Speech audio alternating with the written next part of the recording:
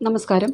ശനിയെപ്പോലെയും വ്യാഴത്തെപ്പോലെയും രാഹു കേതുക്കളെ പോലെയൊക്കെയുള്ള വലിയ ഗ്രഹങ്ങൾ, അതായത് ഒരു രാശിയിൽ കുറച്ചധികം സമയം ഇരിക്കുന്ന ഗ്രഹങ്ങൾ ഗോചരം ചെയ്യുന്ന സമയത്ത് നമ്മളതിനെ ജാതകത്തിലെ വിവിധ ഭാഗങ്ങളിൽ വെച്ച് നോക്കിക്കാണേണ്ടതാണ്. സാധാരണയായി നമ്മൾ ജ്യോതിഷം പറയുന്ന ആൾക്കാരെല്ലാം ചന്ദ്രരാശിയിൽ വെച്ചിട്ടാണ് പറയാറ്. മനസ്സിൻ്റെ കാരകഗ്രഹമായിട്ടുള്ള ചന്ദ്രൻ.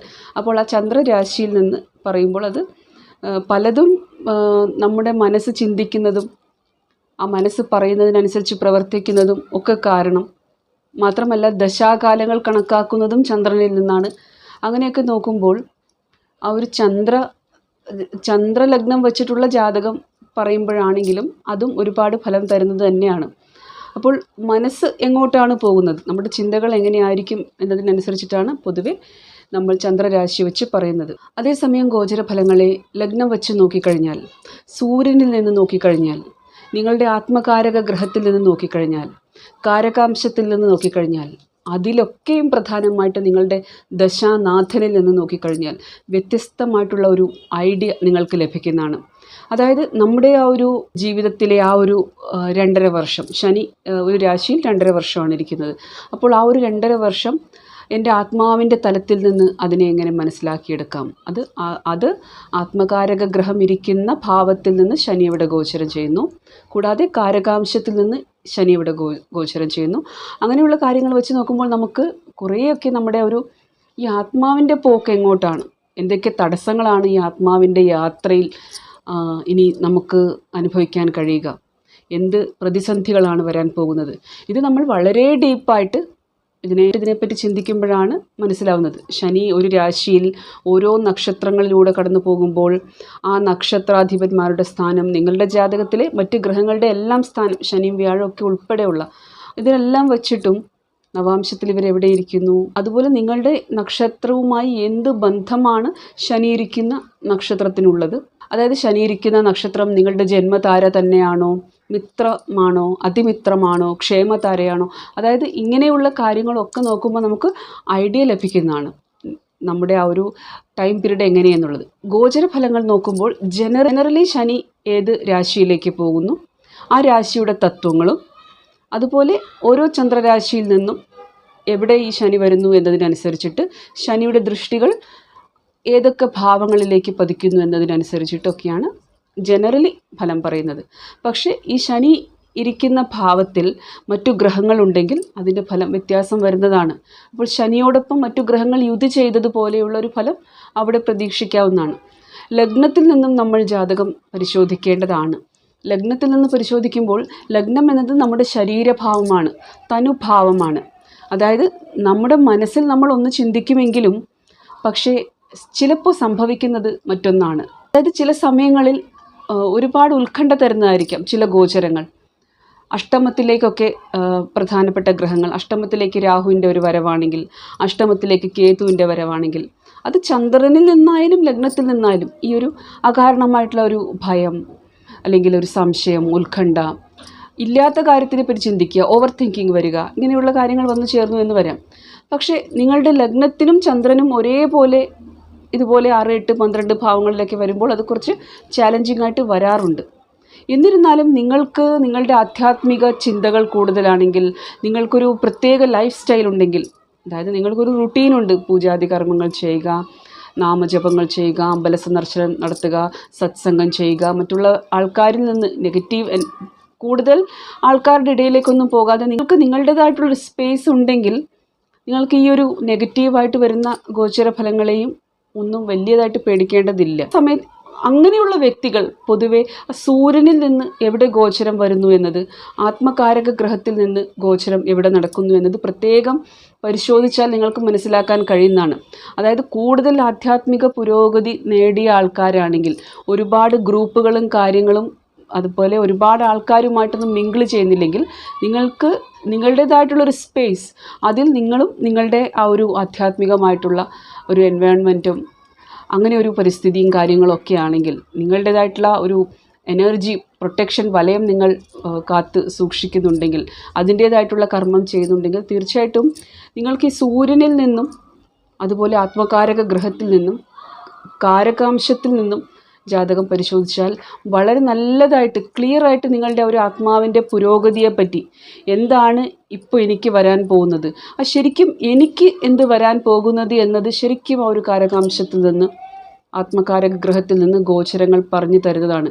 അതായത് ഒരു ആത്മസംതൃപ്തി നിങ്ങൾക്ക് ലഭിക്കുന്നതാണ്. ഒരു ഉദാഹരണം പറയുകയാണെങ്കിൽ ഞാൻ ഈ ആത്മകാരക ഗ്രഹത്തെ പറ്റി പറയാം. നിങ്ങളുടെ ആത്മകാരക ഗ്രഹം കുംഭം രാശിയിലാണ്. അതിന് പ്രത്യേകിച്ച് പാപത്വമൊന്നുമില്ല. നിങ്ങളുടെ രാശ്യാധിപനുമായിട്ടും ലഗ്നാധിപനുമായിട്ടും അതിന് ശത്രുതയില്ലാത്തൊരു ഗ്രഹമാണ്. ഒന്നുകിൽ ന്യൂട്രലാണ് അല്ലെങ്കിൽ മിത്രഗ്രഹമാണ്. അതുപോലെ വെൽ പ്ലേസ്ഡ് ആയിട്ടുള്ള ഒരു ആത്മകാരക ഗ്രഹം ആണ് കുംഭത്തിലിരിക്കുന്നതെന്ന് വിചാരിക്കുക, 5ാം ഭാവത്തിലോ 9ാം ഭാവത്തിലോ. അപ്പോൾ ഇവിടെ നിന്ന് ഇപ്പോൾ വ്യാഴത്തിൻ്റെ ഗോചരം എന്നത് 4ാം ഭാവത്തിലാണ്. അപ്പോൾ ശരിക്കും ഈ ആത്മാവിനൊരു സംതൃപ്തി, ഒരു ഉള്ളിലൊരു കണ്ടെയ്ൻമെൻറ്റ്, ഒരു ബ്ലിസ് അനുഭവപ്പെടുന്ന ഒരു സമയം തന്നെയാണ് ഈ ഗോചരം എന്നത്. അതൊരു തരത്തിലും പൈസ വന്നു ചേരുക, പണം വന്നു ചേരുക, അല്ലെങ്കിൽ പൊസിഷൻ ലഭിക്കുക, അങ്ങനെയുള്ള ഒരു കാര്യവുമായിരിക്കില്ല. അദ്ദേഹത്തിന് ഒരു ആത്മസംതൃപ്തി നൽകുന്നതായിരിക്കും, ഒരു റിലാക്സേഷൻ നൽകുന്നതായിരിക്കും. ഇത് ഞാൻ ഒരാളുടെ ആത്മകാരക ഗ്രഹത്തിൻ്റെ കാര്യം വെച്ച് പറയുകയാണ്. വ്യക്തിയുടെ ലഗ്നം ധനു ലഗ്നമാണെന്ന് വിചാരിക്കുക. ധനു ലഗ്നത്തിൽ നിന്ന് 6ാം ഭാവത്തിലാണ് വ്യാഴം പോയിരിക്കുന്നത്. അപ്പോൾ രോഗം, ശത്രു, കടം എന്ന ഭാവത്തിലേക്ക്, ശത്രുവിൻ്റെ രാശിയിലേക്ക് വ്യാഴം പോയിരിക്കുകയാണ്. പക്ഷെ അവിടെ വ്യാഴത്തിൻ്റെ മിത്രങ്ങളുടെ നക്ഷത്രമുണ്ട്. അതിലൂടെയാണ് ഗോചരം ചെയ്യേണ്ടത്, കാർത്തികയിലൂടെയും മകയിരത്തിലൂടെയൊക്കെ. അപ്പോൾ അത് വലിയൊരു ടെൻഷനും തരുന്നില്ല. ധനു ലഗ്നത്തിൽ നിന്ന് നോക്കുകയാണെങ്കിൽ ദശാകാലവും, ഈ വ്യക്തിയുടെ ദശാകാലം 6ാം ഭാവാധിപൻ്റെയോ അഷ്ടമഭാവത്തിൻ്റെയോ 12ാം ഭാവത്തിൻ്റെ അധിപൻ്റെയോ ഒക്കെ ദശ കിട്ടുമ്പോൾ തീർച്ചയായിട്ടും ഈ ലഗ്നത്തിൽ നിന്ന് വ്യാഴം ഇങ്ങനെ വരുമ്പോൾ, അപ്പം അത്തരം ദശകളിലൂടെയൊക്കെ കടന്നു പോകുമ്പോൾ തീർച്ചയായിട്ടും നമുക്കൊരു ചിന്ത വരും. ലഗ്നത്തിൽ നിന്ന് ഇങ്ങനൊരു പൊസിഷനിലേക്ക് വരുമ്പോൾ തീർച്ചയായിട്ടും ശുക്രനും വ്യാഴവും ഒക്കെ ആ ഡയബറ്റീസിനെയൊക്കെ സൂചിപ്പിക്കുന്നതാണ്. അപ്പോൾ ഈ ശുക്രൻ്റെ പൊസിഷൻ അഷ്ടമഭാവത്തിലൊക്കെ ആണെങ്കിൽ തീർച്ചയായിട്ടും അങ്ങനെയുള്ള ദശകൾ, തീർച്ചയായിട്ടും ആ ഒരു ദശാന്തർദശകളും പ്ലേസ്മെൻറ്റിനും ഒക്കെ അനുസരിച്ചിട്ട് ഇവിടെ കുറച്ചൊരു രോഗസാധ്യത അല്ലെങ്കിൽ ശത്രുക്കളുടെ സാധ്യത ഇതൊക്കെ കൊണ്ടുതരുന്നുണ്ട്. ഈ അസുഖങ്ങളൊക്കെ ഉണ്ടെങ്കിലും ഈ വ്യക്തിക്ക് ഈ ആത്മകാരക ഗ്രഹത്തിൽ നിന്ന് ഈ 4ാം ഭാവത്തിൽ വ്യാഴം ഗോചരം ചെയ്യുന്നത് കൊണ്ട്, എന്നിരുന്നാലും ശുഭഗ്രഹമാണ് ഈ ആത്മകാരക ഗ്രഹമെങ്കിൽ കുംഭത്തിലിരുന്നിട്ട്, അതായത് ഈ ഒരു രാശ്യാധിപനോ ലഗ്നാധിപനവുമായിട്ട് യാതൊരു ശത്രുതയും ഇല്ലാത്ത ഒരു ഗ്രഹമൊക്കെ ആണെങ്കിൽ തീർച്ചയായിട്ടും ഇദ്ദേഹത്തിന് ഈ ദേഹപീഡയോ അസുഖം വന്നിട്ടുള്ള ഒരു പ്രശ്നമോ ഒന്നും ഇദ്ദേഹത്തിന് അത് ഏൽക്കില്ല. കാരണം ഇദ്ദേഹത്തിൻ്റെ ജീവിത രീതി എന്നത് അത്രയും സ്പിരിച്വലാണ്. അപ്പോൾ ആത്മാവിൻ്റെ ലെവലിൽ നിന്ന് നോക്കുമ്പോൾ അത് അദ്ദേഹത്തെ അത്ര ബാധിക്കില്ല. അതുകൊണ്ടാണ് നമ്മൾ ഈ ഭാവത്തിൽ നിന്നൊക്കെ ഈ ഗോചരങ്ങളെ ഒന്ന് മനസ്സിലാക്കണം എന്ന് പറയുന്നത്. അവിടെയൊക്കെ അന്തർദശകൾക്ക് പ്രത്യന്തർദശകൾക്ക് ദശാനാഥന് ഒക്കെ വലിയ സ്വാധീനമുണ്ട്. ദശാനാഥനിൽ നിന്ന്, ഇത് ഇപ്പോൾ ഒരാളുടെ വ്യാഴത്തിൻ്റെ ദശ നടക്കുകയാണെന്ന് വിചാരിക്കുക. വ്യാഴം തുലാം രാശിയിലാണ് ഇരിക്കുന്നതെന്ന് വിചാരിക്കുക. അപ്പോൾ ഈ തുലാം രാശിയിലിരിക്കുന്ന വ്യാഴത്തിൽ നിന്ന് ഇപ്പോൾ ഉള്ള വ്യാഴം അഷ്ടമത്തിലാണ് ഗോചരം ചെയ്യുന്നത്. അതായത് ദശാനാഥനിൽ നിന്ന് അഷ്ടമത്തിലാണ്. അപ്പോൾ അന്തർദശയും വ്യാഴത്തിൻ്റെ തന്നെയാണെങ്കിൽ ഈ ഒരു ദശാകാലത്ത് കുറച്ച് വിഷമങ്ങൾ അനുഭവിക്കേണ്ടി വരാം. അത് ദശാനാഥനിൽ നിന്ന് നോക്കുമ്പോഴാണ്. പക്ഷേ വ്യാഴത്തിൽ നിന്ന്, അതായത് തുലാം രാശിയിൽ ഇരിക്കുന്ന വ്യാഴം, ഇവിടെ ഞാൻ ഇന്ന ലഗ്നത്തിൽ ജനിച്ചു, ഇന്ന ചന്ദ്രരാശിയിൽ ജനിച്ചു എന്ന് പറയാതെ തുലാം രാശിയിൽ വ്യാഴം ഇരിക്കുമ്പോൾ അപ്പോൾ ഗോചരം ചെയ്യുന്ന വ്യാഴം അഷ്ടമത്തിൽ ഇടവത്തിൽ ഇരിക്കുകയാണ്. അങ്ങനെ നോക്കുമ്പോൾ ഇവർ തമ്മിൽ ഒരു 6-8 സംബന്ധം വരുന്നുണ്ട്. ഇടവത്തിൽ നിന്ന് 6ാം ഭാവത്തിലാണ് ജാതകത്തിലെ വ്യാഴം ഇരിക്കുന്നത്. ജാതകത്തിലെ വ്യാഴത്തിൽ നിന്ന് അഷ്ടമഭാവത്തിലാണ് ഗോചരത്തിലെ വ്യാഴം ഇരിക്കുന്നത്. അങ്ങനെ നോക്കുമ്പോൾ ഈ ഒരു വ്യക്തി കൂടുതലായിട്ടും വിദ്യകൾ നേടാൻ, നിഗൂഢ വിദ്യകൾ നേടാൻ, പരാശക്തികളെ അറിയാൻ, മന്ത്രജപങ്ങൾ ചെയ്യാൻ, ജ്യോതിഷം പോലെയുള്ള കാര്യങ്ങൾ പഠിക്കാനായാലും ആയുർവേദം പഠിക്കാനായാലും, അതായത് ആ ഒരു ട്രഡീഷണൽ ആയിട്ടുള്ള വിദ്യകൾ നേടാനും മറ്റ് തന്ത്രമന്ത്രങ്ങളൊക്കെ പഠിക്കാനൊക്കെയുള്ള നല്ല സമയമാണ്. അപ്പോൾ നമ്മൾ ഓരോ രീതിയിലും ഗോചരങ്ങളെ കണ്ട് മനസ്സിലാക്കി കഴിഞ്ഞാൽ ഇതിൽ പ്രധാനപ്പെട്ടതാണ് ദശാനാഥൻ. ദശാനാഥനിൽ നിന്ന് ഗോചരത്തിലെ ഗ്രഹങ്ങൾ എവിടെ വരുന്നു എന്നത് പ്രധാനപ്പെട്ടതാണ്. അതാണ് ചില ഗോചരങ്ങൾ ചന്ദ്രനിൽ നിന്നും ലഗ്നത്തിൽ നിന്നും ഒക്കെ നല്ലതായിട്ട് വരുമ്പോഴും ദശാനാഥനിൽ നിന്ന് 6, 8, 12 ഭാവങ്ങളിൽ പോകുമ്പോൾ ആ ഗ്രഹം ഗോചരം ചെയ്യുന്ന നക്ഷത്രാധിപന്മാരുടെ പ്ലേസ്മെൻറ്റും നല്ലതല്ലെങ്കിൽ വിപരീത ഫലങ്ങൾ അനുഭവിക്കാം. അപ്പോൾ പറഞ്ഞു വരുന്നത്, ചന്ദ്രനിൽ നിന്ന് നോക്കുമ്പോൾ മെയിൻലി നമ്മൾ ആ മനസ്സിൻ്റെ ഒരു സുഖം, മനസ്സിൻ്റെ താല്പര്യങ്ങളാണ് കാണുന്നത്. അനുഭവിക്കുന്നത് ലഗ്നമാണ്, ശരീരമാണ്. ഒരു ഉദാഹരണം എടുത്തു കഴിഞ്ഞാൽ, ഇപ്പോൾ തുലാം രാശിക്കാരെ സംബന്ധിച്ചിടത്തോളം 6ാം ഭാവാധിപൻ അഷ്ടമത്തിൽ ഗോചരം ചെയ്യുകയാണ്. ചന്ദ്രൻ തുലാം രാശിയിലിരിക്കുന്നവർക്ക് അങ്ങനെ നോക്കുമ്പോൾ എന്തെങ്കിലുമൊക്കെ മെഡിക്കൽ ടെസ്റ്റും കാര്യങ്ങളൊക്കെ കഴിഞ്ഞിട്ട് എന്തെങ്കിലുമൊക്കെ ഒരു സൂചനകൾ വരുമ്പോൾ, പ്രത്യേകിച്ച് ഈ ഇടവത്തിൽ കേതുവോ രാഹുവോ അങ്ങനെയുള്ള ഗ്രഹങ്ങളൊക്കെ ഇരിക്കുകയാണെങ്കിൽ ഒരു ഭയം വരും. എനിക്ക് ഇന്ന് അസുഖമായിരിക്കുമോ, ഇത് മാറാത്ത രോഗമായിരിക്കുമോ, അങ്ങനെയുള്ള ഒരു ചിന്തകൾ വരും. അതാണ് ആ മനസ്സിൻ്റെ ഒരു തോന്നലുകൾ. അപ്പോൾ ഇത് തന്നെ മറ്റൊരു കാര്യത്തിലൂടെ വ്യക്തമാക്കാൻ ശ്രമിച്ചാൽ, കന്നി രാശിക്കാരെ സംബന്ധിച്ചിടത്തോളം ശനി 6ാം ഭാവത്തിൽ ഗോചരം ചെയ്യുകയാണ്. മറ്റൊരു ഉദാഹരണം പറയുകയാണെങ്കിൽ, ചിങ്ങം ലഗ്നത്തിൽ ജനിച്ച് ചന്ദ്രൻ കുംഭത്തിലാണെന്ന് വിചാരിക്കുക. ചന്ദ്രരാശി കുംഭം രാശി, അതുപോലെ ചിങ്ങം ലഗ്നത്തിലാണ് ജനനം എന്ന് വിചാരിക്കാം. അപ്പോൾ ശനി ഇപ്പോൾ ഗോചരം ചെയ്യുന്നത് കുംഭത്തിലാണ്. അപ്പോൾ കുംഭം രാശിയിൽ ചന്ദ്രൻ്റെ കൂടെ ശനി കുംഭത്തിൽ ഇപ്പോൾ ഗോചരം ചെയ്യുന്ന ഒരു സമയത്ത് മടി വരാൻ സാധ്യതയുണ്ട്, കാര്യങ്ങൾ നീട്ടിവെക്കാൻ സാധ്യതയുണ്ട്, പിന്നെ ചെയ്യാമെന്ന് വിചാരിക്കും. അല്ലെങ്കിൽ ചിലപ്പോൾ ചില അവസരങ്ങൾ വരുന്നത് ഉപയോഗിച്ചില്ല എന്ന് വരാം. ഒരു അസ്ഥിരത കൊണ്ട് തന്നേക്കാം. പല കാര്യങ്ങളിലും ഒരു മെല്ലെ പോക്ക് നയം ഉണ്ടാകും. അതേസമയം ഇതേ വ്യക്തിയുടെ ലഗ്നം എന്നത് ചിങ്ങം ലഗ്നമാണ്. ചിങ്ങം ലഗ്നക്കാരനെ സംബന്ധിച്ചിടത്തോളം 7ാം ഭാവത്തിലാണ് ശനി ഗോചരം ചെയ്യുന്നത്. അപ്പോൾ ശനി ഇവിടെ ആവശ്യപ്പെടുന്നത്, 7ാം ഭാവം എന്ന് പറയുമ്പോൾ എപ്പോഴും 7ാം ഭാവത്തിലെ ശനി നല്ലതാണ്. അതൊരു ഉച്ചത്തിലായതിൻ്റെ ഫലം തന്നെയാണ്. അതുപോലെ അത് കുംഭത്തിലായതുകൊണ്ട് അത് ആ ലാഭത്തിൻ്റെ രാശിയാണ്. കുംഭം എന്നത് ജനറലി അത് ലാഭത്തിൻ്റെ രാശിയാണ്. അപ്പോൾ ലാഭത്തിൻ്റെ രാശിയിൽ ഉച്ചത്തിലാവുമ്പോൾ ഈ ലഗ്നത്തിന്, അതായത് ഈ ശരീരത്തിന്, ആ തനുഭാവത്തിന് തീർച്ചയായിട്ടും അത് ഉയർച്ചയെ കാണിക്കുന്നു. മനസ്സെന്താണ് പറയുന്നത്? അദ്ദേഹത്തിന് ഇത് കുംഭം രാശി ആയതുകൊണ്ട് മനസ്സെന്താണ് പറയുന്നത്? നാളെ ചെയ്യാം, ഈ ജോലിക്ക് നാളെ അപേക്ഷിക്കാം, അല്ലെങ്കിൽ ഈ അവസരം പോകട്ടെ, ഇനിയും നല്ല അവസരങ്ങൾ വരും, വിദേശത്തേക്കൊന്നും ഇപ്പോൾ പോകാൻ വയ്യ, പല കാരണങ്ങൾ കണ്ടെത്തും മനസ്സ്. അല്ലെങ്കിൽ ഒരുപാട് യാത്ര ചെയ്തിട്ടുള്ള ജോലി വേണ്ട.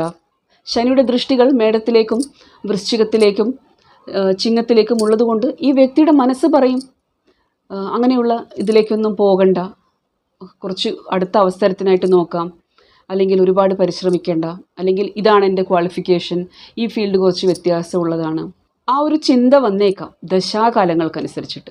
അതുപോലെ നിങ്ങൾ ഈ ഒരു ജാതകത്തിൽ 3ാം ഭാവത്തിലും 6ാം ഭാവത്തിലൊക്കെ ശുഭഗ്രഹങ്ങൾ ഇരിക്കുന്നുണ്ടെങ്കിൽ അതൊന്നുകൂടി മടി പിടിപ്പിക്കും, നീട്ടിവെക്കാൻ കാരണമാകും. വിദ്യാർത്ഥികളൊക്കെ ആണെങ്കിൽ ചിങ്ങം ലഗ്നത്തെ സംബന്ധിച്ചിടത്തോളം ആ ലഗ്നത്തിന് അനുഭവിക്കാൻ കഴിയുന്നത് ഈ ഒരു സമയത്ത് ശനിയുടെ 4ാം ഭാവത്തിലേക്കുള്ള ദൃഷ്ടി എന്നത്, ശനി പറയാണ്, നിങ്ങൾ ഇപ്പോൾ ഇരിക്കുന്ന സ്ഥലം വിട്ടിട്ട് യാത്ര ചെയ്യൂ. 9 ഭാവങ്ങളിലേക്ക് ശനിയുടെ ദൃഷ്ടിയുണ്ട്. യാത്ര ചെയ്ത് ജോലി ചെയ്യൂ. അതുപോലെ ഒരുപാട് സ്ട്രഗിൾ കൊണ്ട് കൊടുക്കും. ശനി എളുപ്പത്തിലൊന്നും തരില്ല. അതുകൊണ്ട് തന്നെ ഒരുപാട് സ്ഥലങ്ങൾ സഞ്ചരിക്കാനായിട്ട്, ബിസിനസ് അല്ലെങ്കിൽ നിങ്ങളുടെ ജോലി എന്നത് ആൾക്കാരുമായിട്ട് കൂടിച്ചേർന്ന് ടീം വർക്കിൽ ഏർപ്പെട്ട്, അതുപോലെ ഒരു മൾട്ടിനാഷണൽ കമ്പനിയിലേക്കുള്ള അവസരം തന്നിട്ട്, അതുപോലെ നിങ്ങളുടെ സോഷ്യൽ നെറ്റ്വർക്കിങ്ങിലൂടെ, കോൺടാക്ട്സിലൂടെ, പലതരത്തിലും മറ്റു ഗ്രഹങ്ങളുടെ സ്വാധീനവും നോക്കണം. ദശാകാലത്തിനനുസരിച്ചിട്ട് പല അവസരങ്ങളും ഈ ശരീരത്തിന് അനുഭവിക്കാൻ കൊണ്ടു തരുന്നതായിരിക്കും. പക്ഷെ മനസ്സിൻ്റെ ഭാഗത്തുനിന്ന് നമ്മൾ ജാതകം നോക്കുന്നത്, ഈ മനസ്സ് മടിപിടിച്ച് കഴിഞ്ഞാൽ, മനസ്സ് ചില തീരുമാനങ്ങൾ എടുക്കുമ്പോഴാണല്ലോ ശരീരം പ്രവർത്തിക്കുന്നത്. അപ്പോൾ അതുകൊണ്ടാണ് എപ്പോഴും പറയുന്നത് മനസ്സിനെ ബലപ്പെടുത്തണം, ചന്ദ്രനെ ബലപ്പെടുത്തണം എന്നത്. നാമജപങ്ങൾക്കും എല്ലാത്തിനും, അതുപോലെ അഭിഷേകങ്ങൾ ചെയ്യുന്നതിനും എല്ലാത്തിനുമുള്ള ഒരു കാരണം എന്നത് നമ്മൾ ആ മനസ്സിനെ ബലപ്പെടുത്താനാണ്. ഇതുതന്നെയാണ് ധ്യാനം കൊണ്ട് എല്ലാം കൊണ്ട് ഉദ്ദേശിക്കുന്നത്, ഈ മനസ്സിനെ ബലപ്പെടുത്തണം എന്നത്. ഇത് മനസ്സിലാക്കാൻ വേണ്ടിയിട്ടുള്ള ഒരു ചെറിയ ഉദാഹരണമാണ്. അതായത് ആ ശരീരത്തിന് അനുഭവിക്കാനുള്ളത് ശനി തന്നിരിക്കും. നമ്മുടെ മനസ്സ് മടി പിടിച്ചാലും ഇതേ ജാതകത്തിൽ 9ാം ഭാവത്തിൽ ഉച്ചത്തിലായിട്ട് സൂര്യൻ ഇരിക്കുകയാണെങ്കിൽ തീർച്ചയായിട്ടും അങ്ങനെ സ്ട്രിക്റ്റ് ആയിട്ടുള്ള ഒരു ബോസ് വന്നിട്ട് ഇദ്ദേഹത്തെ കൊണ്ട് സഞ്ചരിപ്പിക്കും പല രാജ്യങ്ങളിലേക്കും. അല്ലെങ്കിൽ ഇദ്ദേഹത്തിന് ആ ഒരു ഉയർച്ച കിട്ടാനായിട്ടുള്ള ഡ്യൂട്ടി അസൈൻ ചെയ്ത് കൊടുക്കുകയും ഇദ്ദേഹത്തിൻ്റെ മടി കളയാനായിട്ട്, അതാണ് ശനി, ചന്ദ്രരാശിയിലെ ശനി. അപ്പോഴാണ് ആൾക്കാർ പറയുന്നത് 7ര ശനി ബുദ്ധിമുട്ടാണ് എന്നത്. കാരണം കുംഭത്തിലിരിക്കുന്ന ശനി, ആ 7ര ശനിയാണ്, ഇവിടെ 2ാം ഘട്ടമാണ്. അപ്പോൾ ആൾക്കാർ പറയാൻ തുടങ്ങും. കാരണം ഇവിടെ ഒന്നുകിൽ അച്ഛനിലൂടെ, മേലധികാരിയിലൂടെ, മറ്റ് പിതൃതുല്യരായിട്ടുള്ള ആൾക്കാരിലൂടെ ഒരുപക്ഷെ ഇദ്ദേഹത്തിൻ്റെ ദശ, അന്തർദശ അല്ലെങ്കിൽ പ്രത്യന്തർദശ കാലങ്ങൾ 5ാം ഭാവാധിപൻ്റെയോ 7ാം ഭാവാധിപൻ്റെയോ 9ാം ഭാവാധിപൻ്റെയോ ഒക്കെ ഈ ചെറിയ കാലയളവിലാണെങ്കിലും ഈ അന്തർദശകളും പ്രത്യന്തർദശകളും ആയാലും മതി. ആ സമയത്തുള്ള ഒരു ഇവൻറ്റ് വന്നിട്ടെങ്കിലും ഇദ്ദേഹത്തെ കൊണ്ട് ഈ ജോലി ചെയ്യിപ്പിക്കും, ആ പൊസിഷൻ കൊടുക്കാനായിട്ട്. അത് നമ്മുടെ ജാതകത്തിൽ ആ ദശാനാഥൻ അനുകൂലമാകുമ്പോൾ നമ്മുടെ ലഗ്നത്തിനും ചന്ദ്രനും ഒക്കെ ഈ ദശാനാഥന് അനുകൂലമായിട്ടിരിക്കുമ്പോഴാണ് നമുക്ക് ഇങ്ങനെയുള്ള ഫലങ്ങൾ വരുന്നത്. അപ്പോൾ ഇവിടെ 2 വ്യത്യസ്ത ഫലങ്ങളാണ്. അപ്പോൾ ഇദ്ദേഹത്തിൻ്റെ മനസ്സ് ഓരോ കാരണങ്ങൾ പറയും. ചിലപ്പോൾ നമ്മുടെ അസുഖം ആയിരിക്കാം, അല്ലെങ്കിൽ യാത്ര ചെയ്യാൻ പറ്റാത്തതായിരിക്കാം, എന്തെങ്കിലുമൊക്കെ കാര്യം. മനസ്സിൻ്റെ ജോലി അതാണ്. അപ്പോൾ അങ്ങനെയാണ് ഒരു തരത്തിൽ ഇതിനെ മനസ്സിലാക്കേണ്ടത്. ഒരു ഉദാഹരണം കൂടി എടുത്തു കഴിഞ്ഞാൽ, കന്നി രാശിയിലുള്ള ഒരു വ്യക്തിയുടെ 6ാം ഭാവത്തിലാണ് ശനി ഗോചരം ചെയ്യുന്നത്. ഇദ്ദേഹത്തിന് വ്യാഴത്തിൻ്റെ ദശയാണ്. അപ്പോൾ വ്യാഴം നല്ല രീതിയിൽ പ്ലേസ് ചെയ്ത്, അതുപോലെ ചിങ്ങം ലഗ്നമാണ് ഇദ്ദേഹത്തിൻ്റെ എന്ന് വിചാരിക്കുക. ഇദ്ദേഹത്തിൻ്റെ 4ാം ഭാവാധിപൻ വളരെ വെൽ പ്ലേസ്ഡ് ആണെന്ന് വിചാരിക്കുക. അതുകൊണ്ട് ഇദ്ദേഹത്തിന് ഈ ഒരു ദശയിൽ ഒരു വീട്, അല്ലെങ്കിൽ ഒരു കംഫർട്ടബിളായിട്ട് ഉള്ള ഒരു കാര്യം, വീട്, വാഹനം, പ്രോപ്പർട്ടി, അങ്ങനെയുള്ള എന്തെങ്കിലും ഒരു ലാഭം വന്നു ചേർന്നു എന്ന് സങ്കല്പിക്കുക. അപ്പോൾ ശരിക്കും ഈ ഒരു ദശാകാലത്ത് കന്നിരാശിയിലുള്ള വ്യക്തിക്ക് കാരണമായിട്ട് എടുത്തിരിക്കുന്നത് വ്യാഴത്തിൻ്റെ മഹാദശയിൽ ഒരു വീട് ലഭിച്ചിരിക്കുന്നു എന്ന് വിചാരിക്കുക. അപ്പോൾ ഇദ്ദേഹത്തിന് ഈ ശനിയുടെ ഗോചരം വെച്ച് മാത്രം നോക്കുമ്പോൾ 6ാം ഭാവത്തിൽ ശനി ഇരിക്കുമ്പോൾ ജോലി ഇല്ലാത്തൊരു വ്യക്തിയാണെങ്കിൽ അത് ജോലി ലഭിക്കാനുള്ള യോഗത്തെ കാണിക്കുന്നു. അതേസമയം ഇദ്ദേഹത്തിൻ്റെ ലഗ്നം ചിങ്ങം ലഗ്നമാണെങ്കിൽ അവിടെ ശനി ഓപ്പോസിറ്റ് ഇരുന്നിട്ട് ഇദ്ദേഹത്തിന് ജോലിയിൽ വെല്ലുവിളികളും കൊടുക്കുന്നുണ്ട്, ഉത്തരവാദിത്തങ്ങൾ കൊടുക്കും, കൂടുതൽ പൊസിഷൻ കൊടുക്കാനാണ്, ഉയർച്ചയ്ക്ക് വേണ്ടിയിട്ടാണ് അത് കൊടുക്കുന്നത്. ശനി എപ്പോഴും സമ്മർദ്ദങ്ങൾ തരുന്നത് ഉയർച്ചയ്ക്ക് വേണ്ടിയിട്ട് തന്നെയാണ്. പക്ഷെ നമ്മൾ പഴിചാരും നമുക്ക് കംഫർട്ട് സോണില്ലാതിരിക്കുമ്പോൾ. അപ്പോൾ ഇദ്ദേഹത്തിന് ഈ ഒരു വ്യാഴത്തിൻ്റെ മഹാദശയിൽ, അതായത് ചിങ്ങം ലഗ്നക്കാരനെ സംബന്ധിച്ചിടത്തോളം 5ാം ഭാവാധിപൻ്റെ ദശയിൽ, കന്നി രാശി സംബന്ധിച്ചിടത്തോളം 4ാം ഭാവത്തിൻ്റെ ദശയിൽ, ലഗ്നത്തിൻ്റെയും രാശിയുടെയും 4ാം ഭാവാധിപന്മാർ നല്ല രീതിയിലൊക്കെ ആണെങ്കിൽ ഇദ്ദേഹത്തിന് ഈ ഒരു പ്രോപ്പർട്ടിയുടെ യോഗമുണ്ടെങ്കിലും അത് അനുഭവിക്കാനുള്ള ഒരു സാഹചര്യം ഈ 6ലിരിക്കുന്ന ശനി കൊടുത്തു എന്ന് വരില്ല. സമ്മർദ്ദങ്ങൾ, കൂടുതൽ ഉത്തരവാദിത്തം, മാത്രമല്ല 6ാം ഭാവത്തിലെ ശനി എന്നത് ഒരു സേവകനെ പോലെ ജോലി ചെയ്യിക്കും. ഒരു അഭിപ്രായത്തിന് നമ്മുടെ ഒരു ക്വാളിഫിക്കേഷൻ, അല്ലെങ്കിൽ നിങ്ങൾ എത്ര യോഗ്യതയുള്ള ആളാണെങ്കിലും, വളരെ സീനിയറായിട്ടുള്ള ഒരാളുടെ കാര്യമല്ല പറയുന്നത്, പക്ഷെ നിങ്ങളുടെ ഒരു കഴിവിനനുസരിച്ചിട്ട് ആയിരിക്കില്ല ചിലപ്പോൾ ജോലി ലഭിക്കുന്നത്. അപ്പോൾ നിങ്ങൾക്ക് കുറേയൊക്കെ നിങ്ങളെക്കാൾ കഴിവ് കുറഞ്ഞ ആൾക്കാരുടെ കീഴിൽ ജോലി ചെയ്യേണ്ടതായിട്ടും വരും. കുറച്ച് ചാലഞ്ചിങ് ആയിട്ട് തുടക്കക്കാർക്കൊക്കെ അങ്ങനെയുള്ള അവസ്ഥ തരും. അപ്പോൾ പുതിയൊരു വീട് ലഭിച്ചതോ, അതാണ് പറയുന്നത്, കന്നി രാശിയിൽ നിന്ന് 6ാം ഭാവത്തിൽ ശനി പോയിട്ട് ഒരു വീട്, ഒരു പ്രോപ്പർട്ടി ലഭിച്ചാൽ ഒരു പക്ഷേ അത് എൻജോയ് ചെയ്യാൻ പറ്റി എന്ന് വരില്ല, അല്ലെങ്കിൽ ഒരു കംഫർട്ടബിളായിട്ട് ഇരിക്കാൻ പറ്റി എന്ന് വരില്ല ശനിയുടെ ഗോചരം വെച്ചിട്ട്. ഇപ്പോഴത്തെ വ്യാഴത്തിൻ്റെ ഗോചരം വെച്ചിട്ടാണെങ്കിൽ വ്യാഴം 9ാം ഭാവത്തിലേക്ക് പോയിട്ടുണ്ട്. അപ്പോൾ വ്യാഴത്തിൻ്റെ 5ാം ദൃഷ്ടി കന്നിയിലേക്കുള്ളത് കൊണ്ട് ഈ ഒരു സമയത്ത് മെയ് മാസം 1 തൊട്ടുള്ള സമയത്ത് ഈ ഒരു ജാതകന് കുറച്ചൊക്കെ ആശ്വാസം വന്നു ചേർന്നു എന്ന് വരാം. അവരുടെ മനസ്സിന് ആ ഒരു കാര്യങ്ങളെ മനസ്സിലാക്കിയെടുക്കാൻ പറ്റും. അപ്പോൾ ഒരു കന്നിരാശിക്കാരൻ്റെ വ്യാഴത്തിൻ്റെ മഹാദശ പറയുന്നത് ശാന്തമായിട്ടിരിക്കാൻ, റിലാക്സ്ഡ് ആയിട്ടിരിക്കാൻ, കംഫർട്ടബിളായിട്ടിരിക്കാനാണ് പറയുന്നത്. 4ാം ഭാവാധിപൻ്റെ ദശ എപ്പോഴും നമുക്ക് ആശ്വാസം തരാൻ ശ്രമിച്ചുകൊണ്ടിരിക്കും, പ്രത്യേകിച്ച് വ്യാഴത്തെ പോലെയുള്ള ഗ്രഹങ്ങൾ. അത് പാപഗ്രഹങ്ങളുടെ കൂടെ വരുമ്പോഴും, പാപഗ്രഹങ്ങളുടെ അന്തർദശകൾ വരുമ്പോഴൊക്കെയാണ്, അല്ലെങ്കിൽ ഈ വ്യാഴത്തിൻ്റെ കൂടെ പാപഗ്രഹങ്ങൾ ഗോചരം ചെയ്യുമ്പോഴൊക്കെയാണ് അതിൻ്റെ നെഗറ്റീവ് ഫലങ്ങൾ അനുഭവിക്കാൻ കഴിയുന്നത്. ജനറലി ഈ 4ാം ഭാവാധിപൻ, പ്രത്യേകിച്ച് ഈ കന്നിരാശിയെ സംബന്ധിച്ചിടത്തോളം 4ാം ഭാവാധിപൻ വ്യാഴമായതിനാൽ അത് എപ്പോഴും കംഫർട്ട് തരാൻ ആഗ്രഹിക്കുമ്പോൾ, ഇവിടെ കംഫർട്ട് തരാൻ ആഗ്രഹിക്കുമ്പോൾ, നമുക്ക് ഒരു സുഖസൗകര്യം തരാൻ ആഗ്രഹിക്കുമ്പോൾ ശനിയുടെ 6ാം ഭാവത്തിലേക്കുള്ള വരവ്, ഇവിടെ ഇദ്ദേഹം ചിങ്ങം ലഗ്നക്കാരൻ കൂടിയായതുകൊണ്ട് കരിയറിൽ ഇദ്ദേഹത്തെ അപ്ലിഫ്റ്റ് ചെയ്യാൻ വേണ്ടിയിട്ട് സ്ട്രഗിൾ കൊണ്ട് കൊടുക്കും. അവിടെ സംഘർഷങ്ങൾ കൊടുക്കുന്നത് കരിയറിൽ ഉയർച്ചയ്ക്ക് വേണ്ടിയിട്ടാണ്. അപ്പോൾ ഈ വ്യത്യാസം എന്നത് നമ്മുടെ ലഗ്നത്തിൽ നിന്നും ചന്ദ്രനിൽ നിന്നും നോക്കുമ്പോൾ നമുക്ക് മനസ്സിലാക്കാൻ കഴിയുന്നതാണ്. മറ്റൊരു ഉദാഹരണം പറഞ്ഞു കഴിഞ്ഞാൽ, ഇടവം രാശിയിൽ ജനിച്ച ഒരാൾക്ക് ഇടവത്തിലാണ് ഇപ്പോൾ വ്യാഴം ഗോചരം ചെയ്യുന്നത്. അപ്പോൾ ഈ ഒരു സമയത്ത് അത് ചന്ദ്രനും വ്യാഴവും ഒരുമിച്ചിരിക്കുന്ന പോലുള്ളൊരവസ്ഥ, ഒരു തരത്തിൽ പറഞ്ഞാൽ ഗജകേസരി യോഗം പോലെയുള്ള ഒരു സിറ്റുവേഷൻ വരുന്നുണ്ട്. അതേസമയം ഈ ഒരു സമയത്ത് ഈ വ്യാഴം എന്നത് ഇവരുടെ 8ാം ഭാവത്തിൻ്റെ അധിപനും 11ാം ഭാവത്തിൻ്റെ അധിപനും ആയതുകൊണ്ട് ഇവർക്ക് ചില അൺസർട്ടനിറ്റി ഉണ്ടാകും ജീവിതത്തിൽ, ചില അനിശ്ചിതത്വം ജീവിതത്തിൽ വന്നു ചേരും, അല്ലെങ്കിൽ അങ്ങനെ ഒന്ന് ഉണ്ട് എന്ന് മനസ്സ് പറഞ്ഞുകൊണ്ടിരിക്കും. അത് ഉദാഹരണത്തിന് മിഥുനം ലഗ്നക്കാരൻ്റെ വ്യാഴം മഹാദശയാണെങ്കിൽ, മിഥുനം ലഗ്നത്തിലും ഇടവം രാശിയിൽ ചന്ദ്രനിരിക്കുമ്പോഴും ജനിച്ച ഒരു വ്യക്തിക്ക് ഈ ഒരു സമയത്ത് കരിയറിനെ പറ്റി അവർക്ക് ദശാകാലം വ്യാഴത്തിൻ്റെതൊക്കെ ആണെങ്കിൽ, അല്ലെങ്കിൽ അന്തർദശാകാലങ്ങളും വ്യാഴത്തിൻ്റെ ഒക്കെ വരുമ്പോൾ തീർച്ചയായിട്ടും ഈ ഒരു സമയത്ത് ഈ ഒരു മനസ്സിൻ്റെ കാരകഗ്രഹമായിട്ടുള്ള ചന്ദ്രനിൽ നിന്ന് 8ാമത്തിലെ ഭാവാധിപനാണ് വ്യാഴം എന്നതുകൊണ്ട് ഒരു അൺസർട്ടനിറ്റി കരിയറിനെ പറ്റി അങ്ങനെ ഒരു മനസ്സിൽ വന്നു എന്ന് വരാം. അതായത് ഒരു ജോലി മാറുമ്പോൾ ഇവിടെ എനിക്ക് സ്ഥിരമായിട്ടിരിക്കാൻ പറ്റുമോ, അല്ലെങ്കിൽ എന്തെങ്കിലും ഒരു ചിന്ത, ഒരു ഭയം, വന്നു ചേർന്നു എന്ന് വരാം. ഇവിടെ വ്യാഴം 6, 8, 12 ഭാവങ്ങളുമായിട്ട് നിങ്ങളുടെ ജാതകത്തിൽ അത് ബന്ധം പുലർത്തുന്നുണ്ടെങ്കിൽ മറ്റു പല കാര്യങ്ങളും അപ്പോൾ ഈ സമയത്ത് ആരോഗ്യ പ്രശ്നങ്ങളും തന്നു എന്ന് വരാം. അതുകൂടാതെ പല ഭാഗത്തുനിന്നും നിങ്ങൾക്ക് ഉപദേശങ്ങളും വന്നു ചേരും. പ്രത്യേകിച്ച് ഇടവത്തിൽ വ്യാഴം ഇപ്പോൾ ഗോചരം ചെയ്യുമ്പോൾ പല ആൾക്കാരും ഉപദേശിക്കാനും വരും.